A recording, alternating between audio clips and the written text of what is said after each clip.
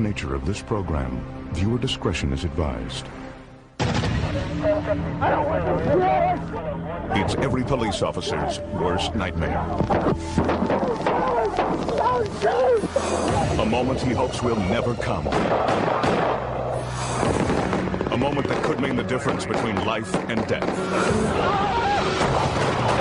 Tonight, on the world's scariest police shootouts. Shots are being fired from AK-47. There is an officer down. With more and more criminals armed with guns and willing to use them, being a cop has become an extremely dangerous job.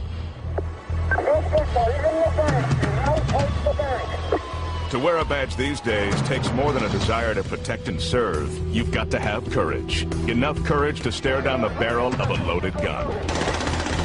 Suspect vehicle is moving.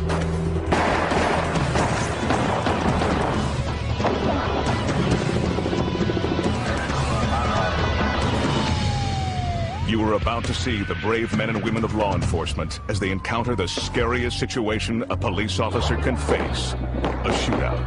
Cops coming from everywhere, and they were blowing shots all the way through.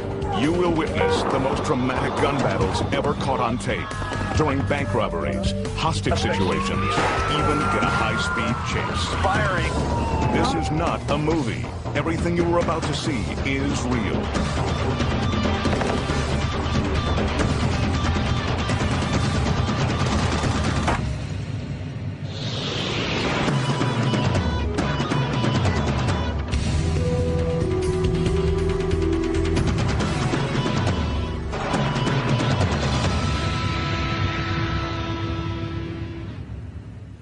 Good evening. I'm Sheriff John Bunnell. Tonight you'll see police officers in their most dangerous moments on the job, during a shootout. I should know, I've been in several shootouts myself. There's no telling when a police officer will have to draw his weapon to uphold the law.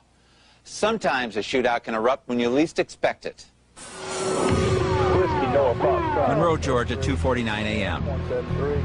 For Walton County Sheriff's Deputy Henry Bo Huff, this routine traffic stop will turn out to be anything but routine. That's right. The reason I stopped you doing 88 miles an hour. 55.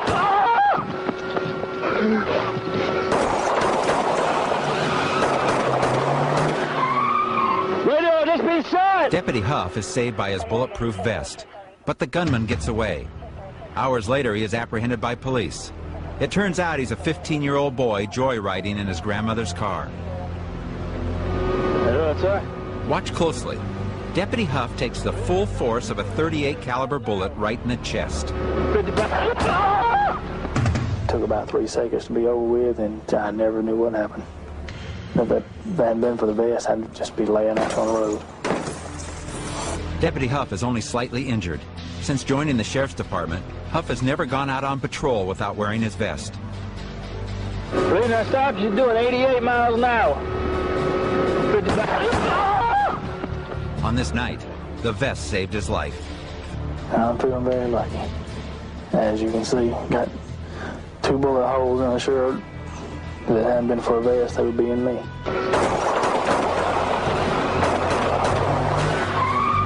Radio, this be shot! Pomona, California. What you're about to see is a deadly combination. A shootout during a high-speed chase. The action is captured from above by helicopter pilot Bob Turr. Driver is now driving at 65 miles an hour. Very dangerous situation. A gunman has carjacked a truck and ordered its driver to speed through traffic.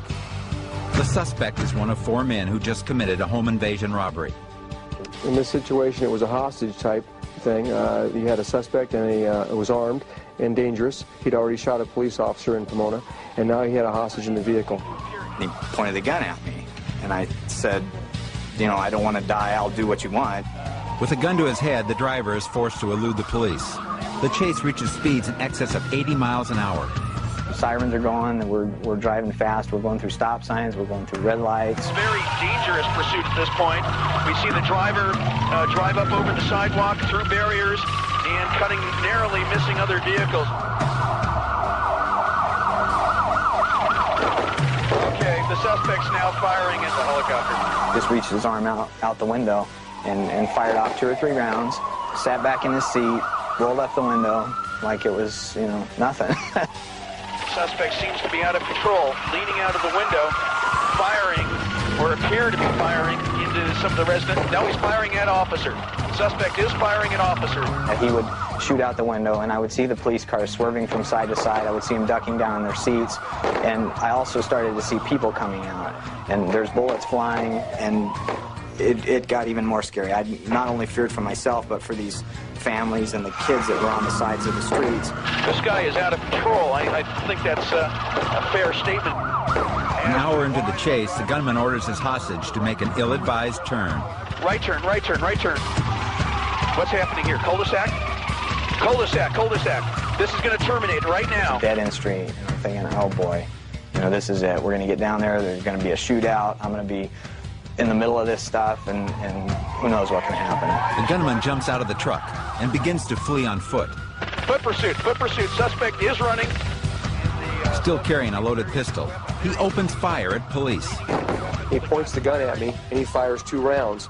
The first round goes between me and the car door. The second round goes over my head, towards my back. Yeah, he was definitely shooting to kill me. Police return fire as the suspect heads deeper into the residential neighborhood. Watch closely as the officer's bullets narrowly miss the suspect. As I fired my first 2 rounds, I hit the rear end of the ground by his feet, and I could see the ground being choked up. He then disappeared behind a wall and a fence. Suspect is still running, evading police officers. The gunman finally realizes he can't escape. He's got his hands raised. Suspect is giving himself up at this point. Suspect did drop. Police move in and apprehend the suspect. When he raised the gun to fire, yeah, he was definitely shooting to kill me. There was no question in my mind. Wilmington, Ohio. An ordinary traffic stop for 2 state troopers quickly becomes one of the most explosive gun battles ever caught on tape. Back here, boy. Back here, boy. I don't want no shoes. I don't want no shoes.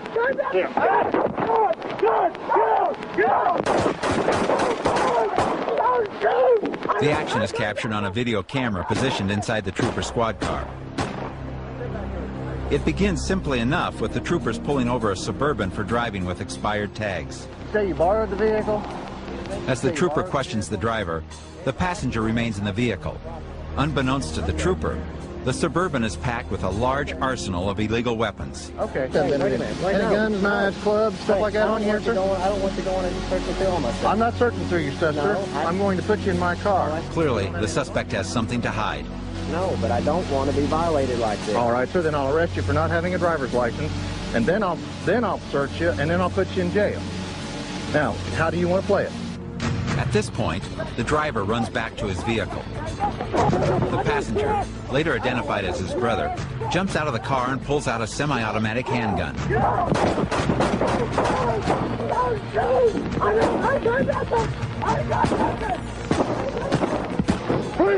Fortunately, neither trooper is injured, but both suspects manage to make their getaway. The suspects are later identified as Chevy and Shane Kehoe, suspected members of a white supremacist group. It was Shane Kehoe who fired his handgun at the troopers. Although the trooper gets off several shots at close range, it seems impossible that Shane Kehoe isn't hit. The video tells the real story. So you borrowed the vehicle? When Chevy Kehoe walks back to the squad car, he is simply trying to divert the troopers' attention. Going to see if you have any. Watch as Shane Kehoe puts on what officers believe to be a bulletproof vest. Now look at the gunfight again. It is thought that Shane Kehoe was actually shot 3 times, but his vest stops the troopers' bullets. Later in the day, another trooper spots Chevy Kehoe. Kehoe jumps out of his car and fires 26 rounds at the squad car before fleeing again. A search of the Suburban reveals enough weapons and ammunition to equip a small army. Considered armed and very dangerous, Chevy and Shane Kehoe are still on the run.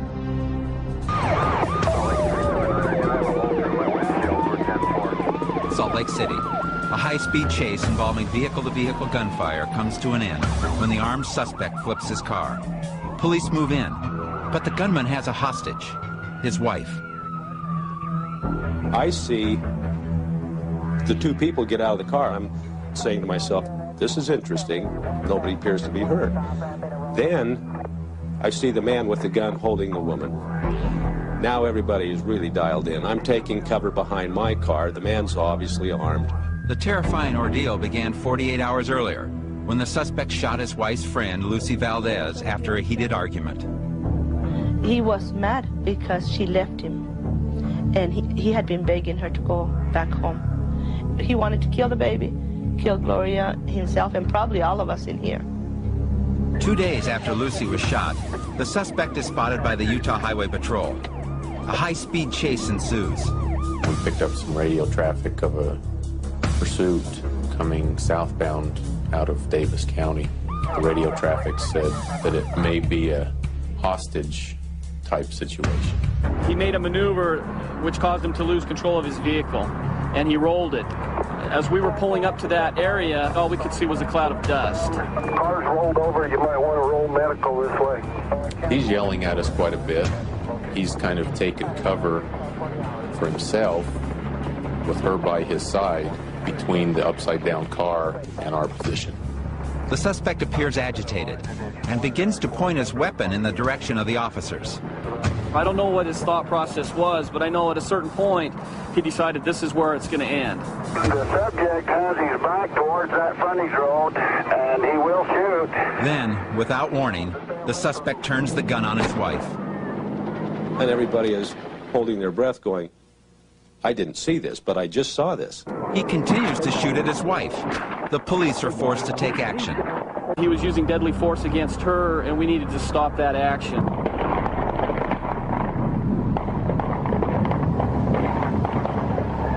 We're taught to use deadly force in the defense of others, in the defense of ourselves, and that's why we acted in the manner that we did. The suspect later dies of his wounds. His wife is airlifted to a local hospital. Miraculously, she survives. Minneapolis, Minnesota. As police converge on the home of a suspected drug dealer, one of the officers captures the action on his personal camcorder. A canister of tear gas is fired into the house. As officers break down the door, the gunman opens fire.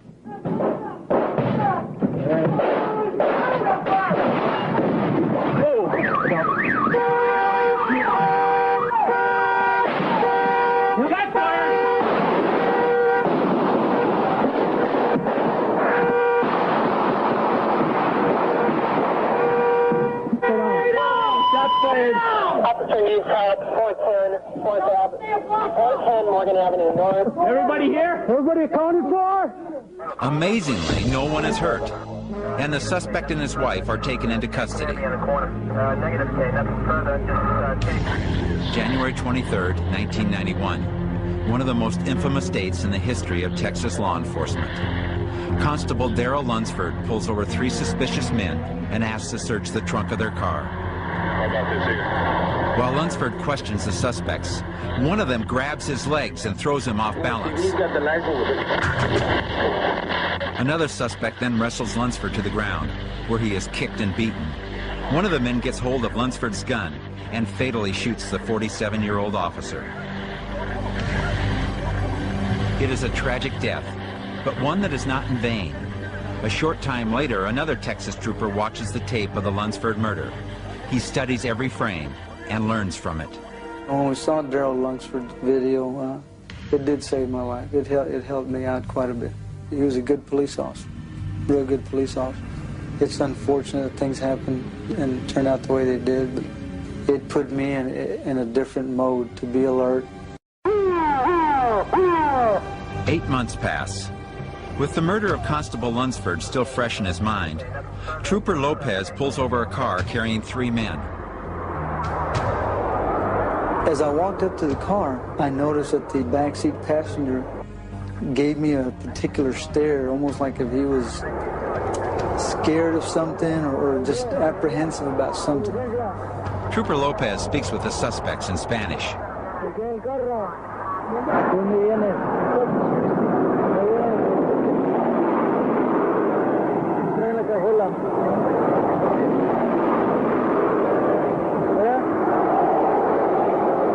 and asked what they had in the trunk. I said, well, y'all mind if I look in the trunk? And they said, no, go ahead. The front seat passenger was adamant about wanting to get out of the car for some reason.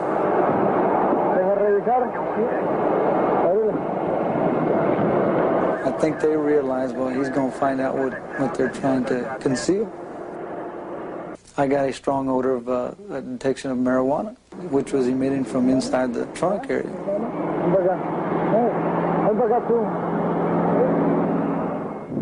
The other two men get out of the car. Now watch how closely Trooper Lopez comes to getting killed. The suspect reaches for his gun. Lopez sees this, shoves the suspect, and takes evasive action. All I could think of was drawing my gun. But at the same time, I'm thinking, let me gain a little distance between him and myself. Lopez's quick thinking enables him to avoid certain death. Amazingly, while running away from the gunman, Lopez is able to draw his weapon and fire. His first shot finds its target.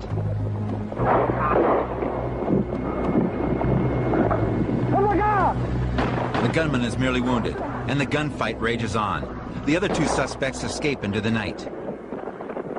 Lopez continues to shoot it out with the suspect, then takes cover in the darkness before making his way back to a squad car. Another trooper responds to his call for backup.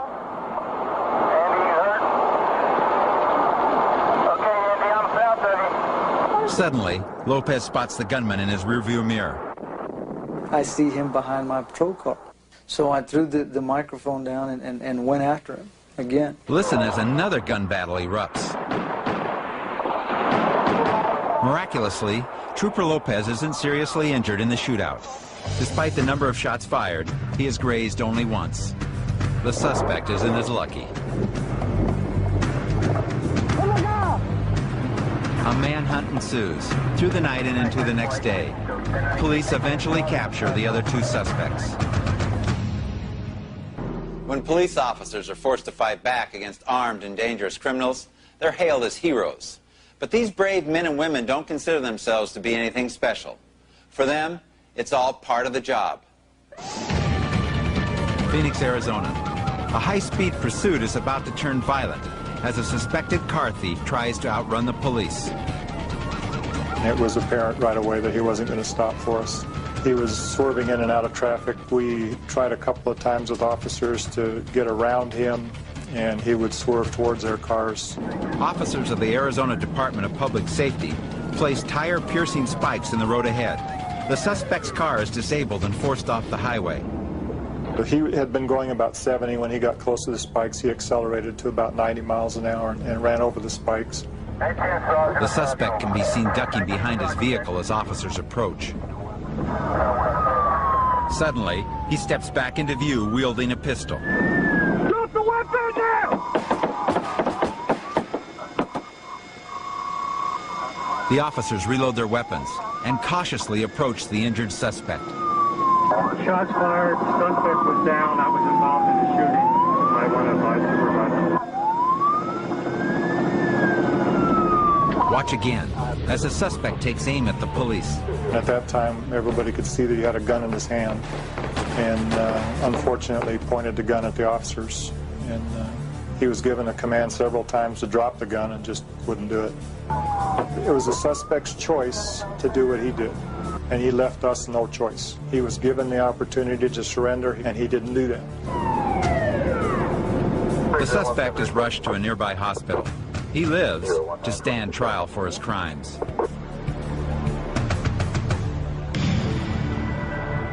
Thornwood, New York. Just before closing, 3 armed gunmen enter a neighborhood supermarket. An alert security guard monitoring the store's surveillance cameras calls 911. Police Sergeant Finelli. Yes, this is a robbery in progress right now in ShopRite. They're armed. What are they armed with? One has a shotgun, 2 of them with handguns. One of the suspects terrorizes store employees in the cashier's office. Telling the manager to open the safe. They're attempting to force the manager to open the safe at this time. Another suspect raids a cash drawer, while a third stands watch at the front door. Be advised, the suspect at the door is armed with a shotgun. Minutes after the frantic call from the security guard, the police arrive. I think he's seen you. I think he's seen the cops. Oh, they panicking. One is in the the back of the store. The suspects attempt to escape. The last one drags a bag of money behind him. Police officer Glenn Carlson is first on the scene and fires 2 rounds at the fleeing robbers. Oh, man. Yeah, were there any shots fired in there? Yes, an officer shot fired. As I entered past the checkout line, one of the suspects spun on me, pointed the handgun at me. I fired 2 shots, at that point missing the suspect. Sergeant Carlson chases the robbers to the back of the store. And as I went out that rear door, they fired upon me. I hesitated for a moment. I returned fire. One of the suspects remains hidden in the supermarket. He is spotted by a store employee. Yeah, we have that suspect in custody. His 2 accomplices are caught outside. Oh, man, what a night, man. None of the customers or employees are seriously injured, and all 3 suspects are soon behind bars. We have to understand that, you know, these things can happen. They do happen, and when they do, we have to do our job. Tampa, Florida. A local television station receives an anonymous tip that a bank robbery is about to take place. The station's weather camera catches all the action. It was apparent they were going to do a bank robbery, and our SWAT team confronted them. There was a shootout. We had 4 to 5 officers that fired shots. Unaware that the SWAT team has been trailing them for weeks, the bank robbers pull up. But police have already locked the doors and blocked their escape route. A gun battle ensues.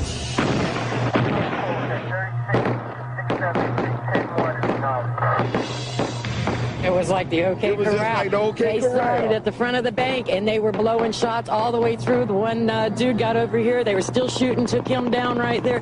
Cops coming from everywhere. I've never seen anything like that. That's my first time ever seeing it. I'm still shaking from it. They was pursuing them all across over there. They was down. I thought I seen them shooting over there. It was like hell. Police try to disorient the robbers with concussion grenades. But the suspects keep moving. The police have no choice but to open fire. The shootout continues as the suspects run around the side of the bank. It was perfect. When these people jumped out of the car and ran to the door and hit that locked door, I personally would have loved to have seen the look on their face. 2 of the 3 suspects drop their guns and surrender. The 3rd is taken down by the SWAT team. Shelby, North Carolina. A dangerous standoff has developed in the parking lot of the city's police department. It is one man with 2 guns against dozens of officers. To have a man show up with 2 guns, cowboy style, in your parking lot is just not something we trained for. The bizarre incident began down the street at the Social Security office. There, the suspect held up an armed guard at gunpoint and stole his revolver.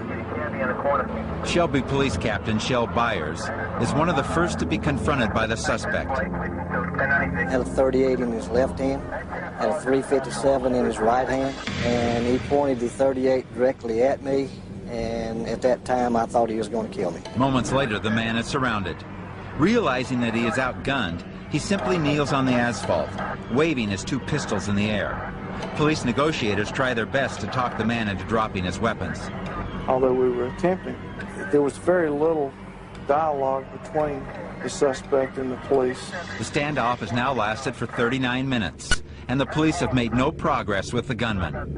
Then suddenly, the suspect discharges his weapon. The police return fire.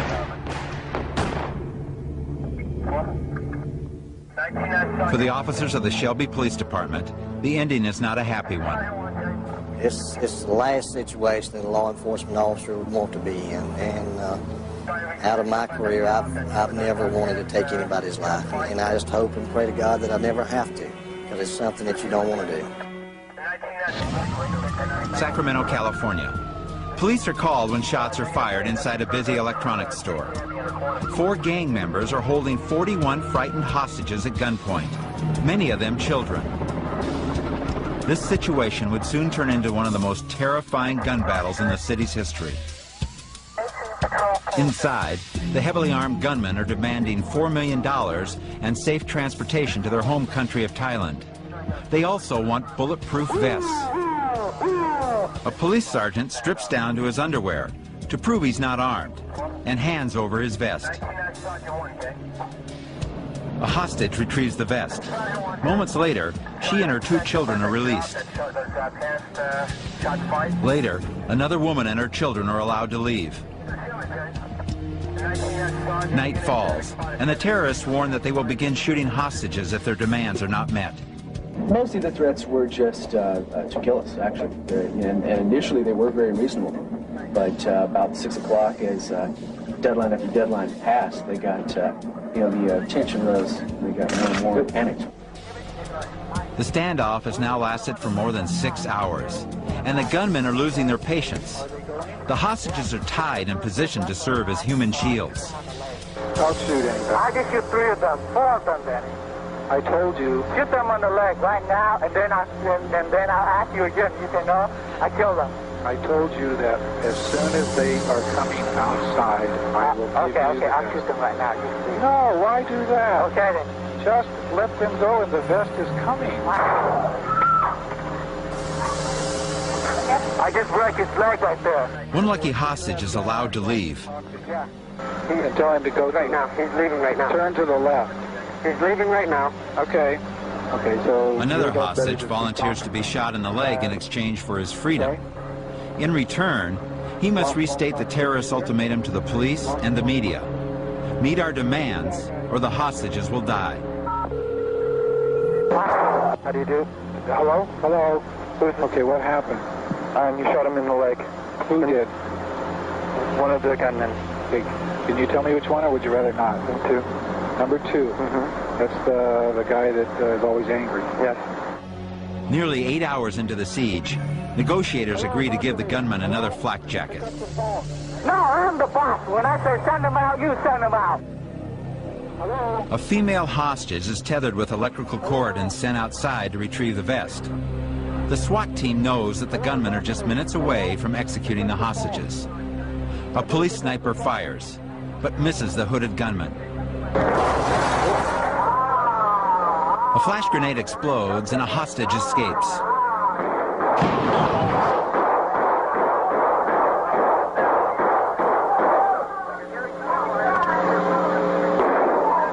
In the chaos, the SWAT team rushes through the rear of the store. A gunfight erupts with the 4 gang members.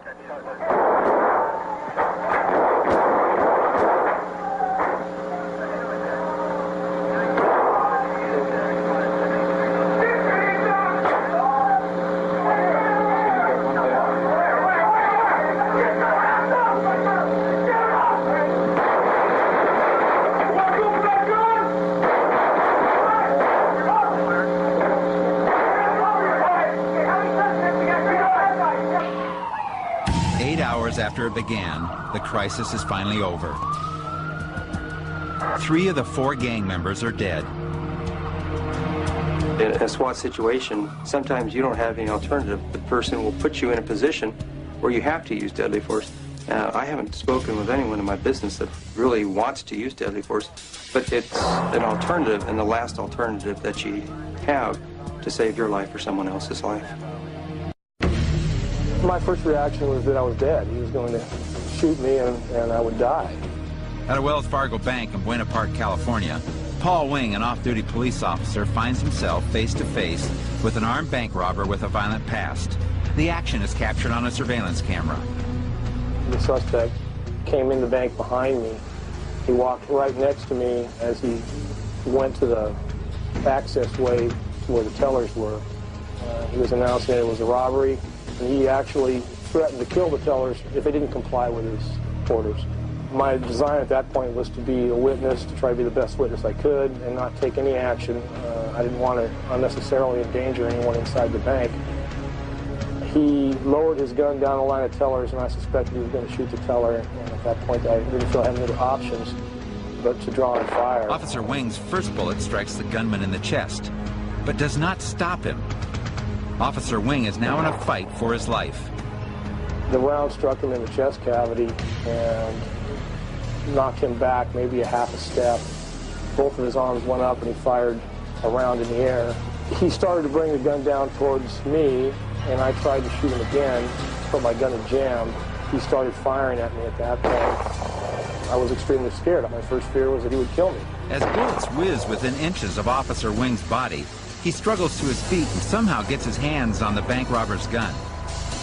I grabbed a hold of the gun barrel, and he began striking me in the head with his free hand. As Officer Wing fights for the gun, the bank robber pulls the trigger. Fortunately, Officer Wing is not hit. After gaining control of the weapon, Officer Wing chases his assailant out of the bank and finally apprehends him in the parking lot. I've thought about it myself. I thought at that particular time it was the right thing to do. He made the move that forced me into taking action. I really felt he was going to kill somebody. Knoxville, Tennessee. After a local bank is robbed, police trail the suspects to this home. The situation quickly turns into a tense standoff as the armed suspects barricade themselves inside. After police move into position, a female suspect gives up. Moments later, another suspect surrenders, but a lone gunman remains inside the house. He exchanges gunfire with the police. One officer is shot in the arm and stomach and is rushed to a local hospital. As more shots ring out, police begin to carefully evacuate the neighborhood. Still, the gunman refuses to come out. Okay, come on out, Donnie. Come on out. Keep your hands up where you can see them. I talked to him at the beginning, and then I turned it over to one of our hostile negotiators, and then I started up again towards the end there just to see if we could get him out. Police fire a series of tear gas bombs into the house. Not respond at all to any of our calls for him to come out of the house. After a point then, right around 12:15, our SWAT team started shooting canisters of tear gas in the house, and he replied by firing his shotgun out the window several times at our officers. The standoff is into its fourth hour when the gunman comes out of the house, now threatening to kill himself. A sharpshooter takes aim and fires, striking the suspect's gun. The man checks his weapon, sees that it is damaged, and tosses it away. Now look again. The bullet hits his gun. His arm recoils. He inspects his weapon, then wisely surrenders. You train and you train for days like this, and although you never really expect them to happen, sometimes they do, and fortunately, you know, the things that we've been taught to do, we did today. All I need is someone else to back me up. I'll stop this guy before he crosses 1050. Turn around, go in the east. Newcastle, Indiana. State Trooper Mark McDougal is about to join the high-speed pursuit of a wanted felon. Execute a stop. He's fully killed someone out here. The driver has just robbed a bank of more than $5,000. He is armed and dangerous. Reference the subject in the blue Ford Mustang, the robbery at Citizens Bank. He is now eastbound. Subject's refusing to stop at this time. Passing lane, court units now. Just ahead, deputies have set up a barricade. The suspect soon finds his escape route blocked. As vehicles stack up, the suspect veers to the right and jumps out of his getaway car. Then he points a .45 caliber handgun at the nearest motorist. Police open fire. 6541. Shots fired. No restrictions. I fired 3 times. I didn't have time to aim, but I knew I'd hit him because he kind of stumbled and fell over the car and around to the other side of the car. Brenda Johnson and her 2 children found themselves face to face with the crazed gunman.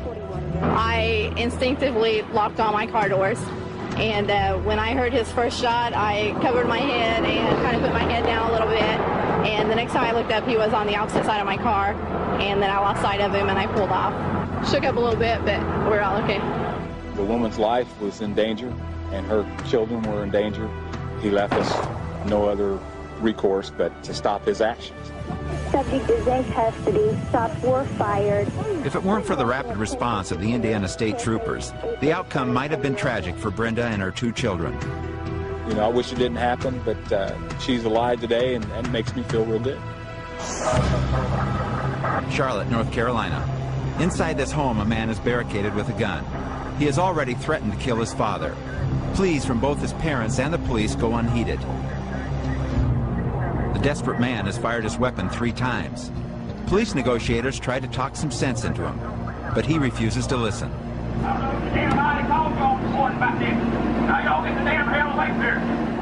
After more than 4 hours, the negotiators are finally able to coax the man out on his porch, but he still won't lay down his gun. Get everybody away from here. Get your dog. Tommy, you want to talk? The police restate their position. Drop the weapon before someone gets hurt. No, I'm not going this down. The gunman doesn't realize that a SWAT team is just a few feet away, positioned around the corner of the house. Still pointing his gun, the man walks towards the officers. When he sees them, he raises his weapon to fire.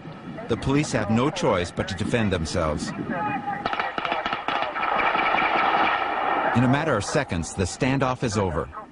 When somebody makes an election to point a gun at a police officer, we don't require the officer to wait for the person to fire the gun. That person has told the officer they represent a deadly threat. They held their fire until the very last moment when he was clearly getting ready to, and in fact did, point the weapon at the officers. At that point, it's a matter of their life or his.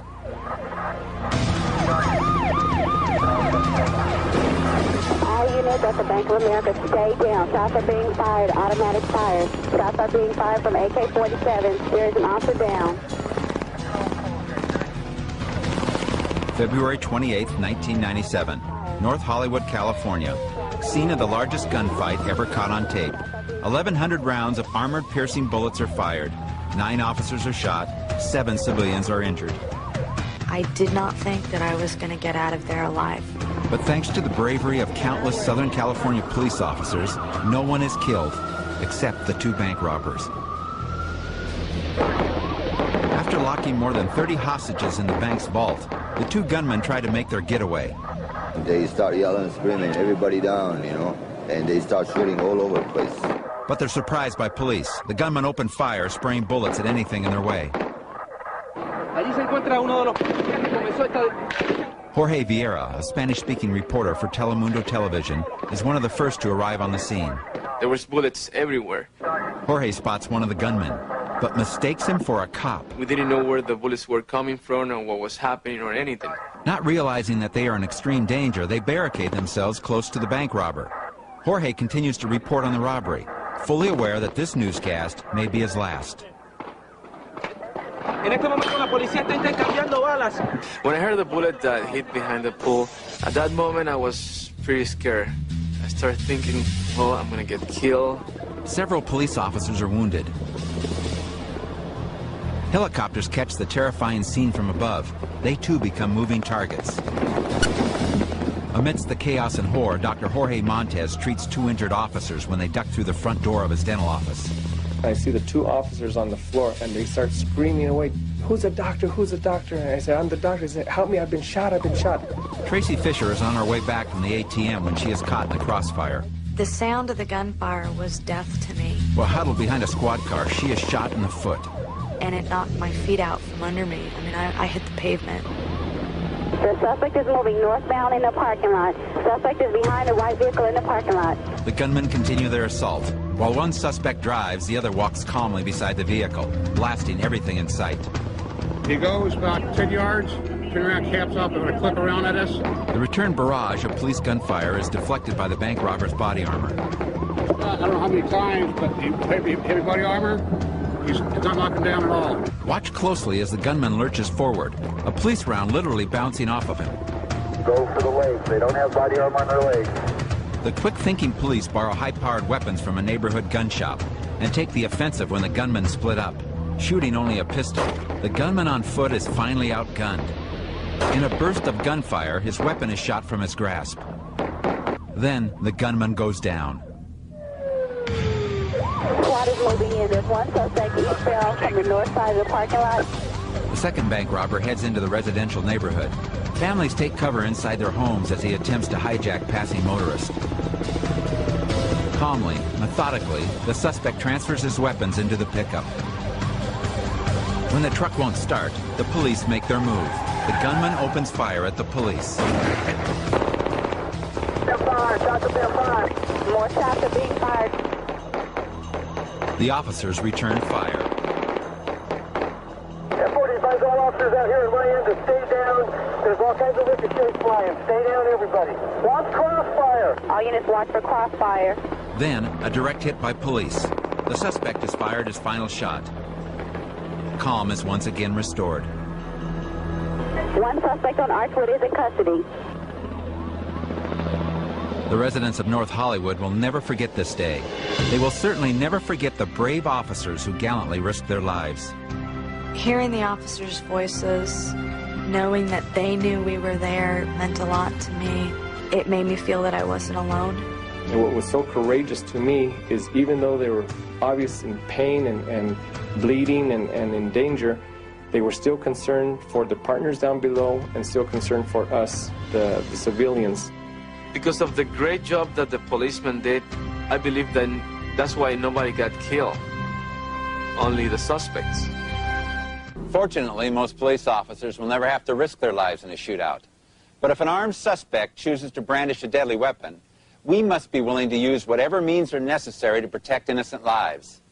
For the world's scariest police shootouts, I'm Sheriff John Bonnell. Good night.